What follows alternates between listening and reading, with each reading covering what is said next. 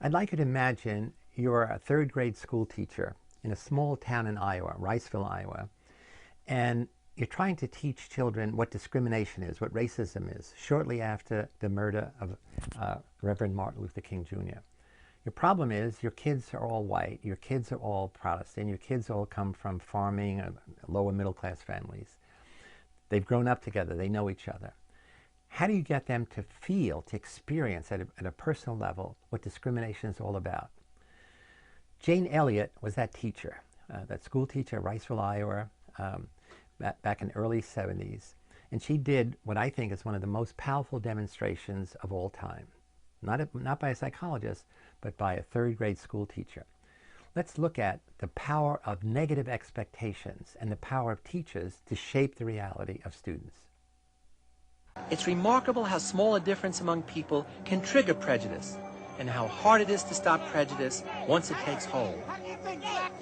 In no time at all, we can create a totally new construction of reality to define those we dislike and fear because they are different. A provocative demonstration of the nature of prejudice took place not in a psychologist's laboratory, but at a school in Riceville, Iowa. Would you like to try this? Yeah! Sounds like fun, doesn't it? No. Is there anything about... After the assassination of Dr. Martin Luther King Jr. in 1968, Jane Elliott, a third grade teacher, decided to teach her class just what it means to experience arbitrary discrimination.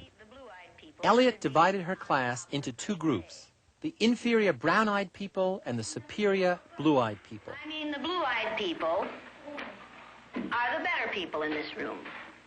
Oh, yes, they are. Blue-eyed people are smarter than brown-eyed people.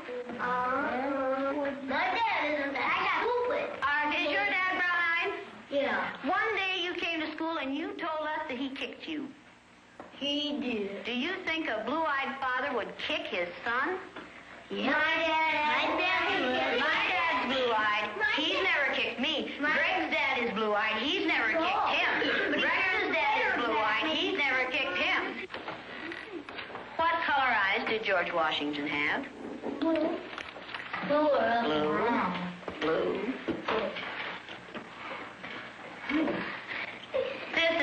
This is a fact.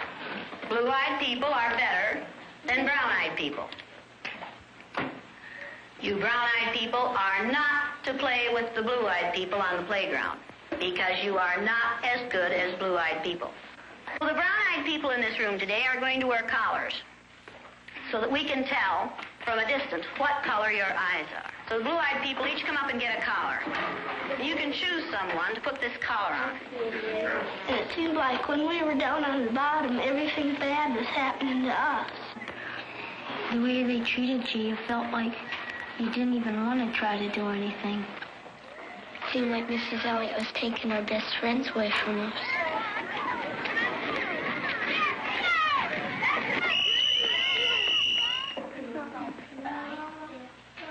What happened at recess? Were two of you boys fighting? Yeah, Russell and John were. What happened, John? Russell called me names and I hit him in the gut. What did he call you? Brown eyes. Did you call him brown eyes? They always call us that. Greg and all of the boys call us brown eyes. They say, come here, brown eyes. And they were calling us blue eyes. I wasn't. Sandy and Donna were. Yeah. What's wrong with being called brown eyes? It means that we're stupider. No, not that. Yeah. Oh, that's just the same way as other people call black people niggers. Yeah.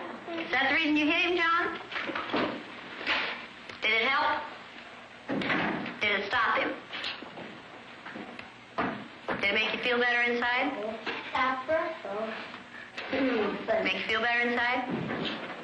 Laugh at you when you did it? I watched what had been marvelous, cooperative, wonderful, thoughtful children turn into nasty, vicious,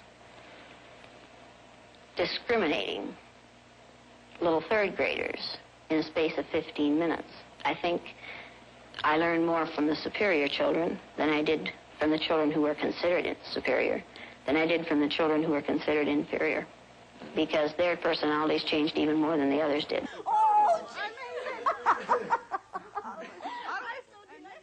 15 years later, a reunion brought together the former members of Mrs. Elliott's class. How are you? Oh, yes, fine. All right, now, Raymond, why? I want to know why you were so eager to discriminate against the rest of these kids.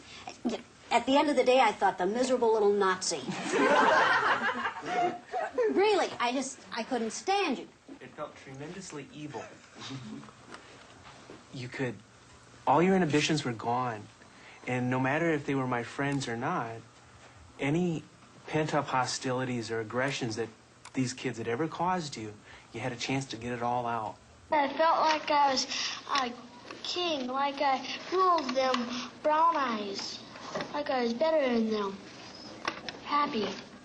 Boy, that day after we went home, and talk about hating somebody, it was there. You hated me. Yeah, of what you were putting us through. Nobody likes to be looked down upon. Nobody likes to be hated, teased, or discriminated against. And it just boggles up inside of you. You just get so mad. There are 4 things I'd like to add to this very powerful demonstration. First is, the lesson of this demonstration is the most minimal cues of difference between people, like eye color or lip size or virtually anything, can be the basis of discrimination when authority adds values to one or another. Brown eyes is good, blue eyes is bad, thick lips are bad, thin lips are good. It doesn't matter. As long as there's a discriminable difference between people, other people can impose value to make one worthwhile and the other worthless. The second thing is, what happened when the tables were turned, when the brown-eyed kids were put in a position of superiority? They should have practiced compassion because they knew what suffering was all about based on their eye color. Instead, the sad message of Jane Elliott's study is kids learned about power. When they were powerful now, they use it against their previous tormentors. So this is a big question. How do we teach people compassion after they have suffered and not want revenge? Teach them reconciliation and not retaliation. The third thing is that Mrs. Elliott in her class gave kids spelling and math tests every day. Can you imagine what happened when kids were in the superior versus inferior position? The interesting thing is when they were in the inferior position, their grades on math and spelling went down immediately. And the interesting thing is when they were top dog, when they were superior position, their scores on their math and spelling tests went up. So here's an interesting thing about how your intellectual ability or academic performance is influenced by your attitudes toward yourself. Whether you think you are superior, you actually perform better. When you think you're inferior, actually perform worse. The last thing is Jane Elliott is no longer a school teacher. She goes around the country, I guess around the world, showing this power game, or not showing, having people experience the power game in colleges and corporations. And again, she uses the most minimal difference. She can ask you, put out your tongue. Some people's tongue curls, some can't curl. And then she simply says, if your tongue can't curl, you're inferior. If it can curl, you're superior. And so she teaches people how the most minimal discriminable cue can be the basis of discrimination and the basis of using power to make other people feel worthless and helpless and make you and your group feel superior.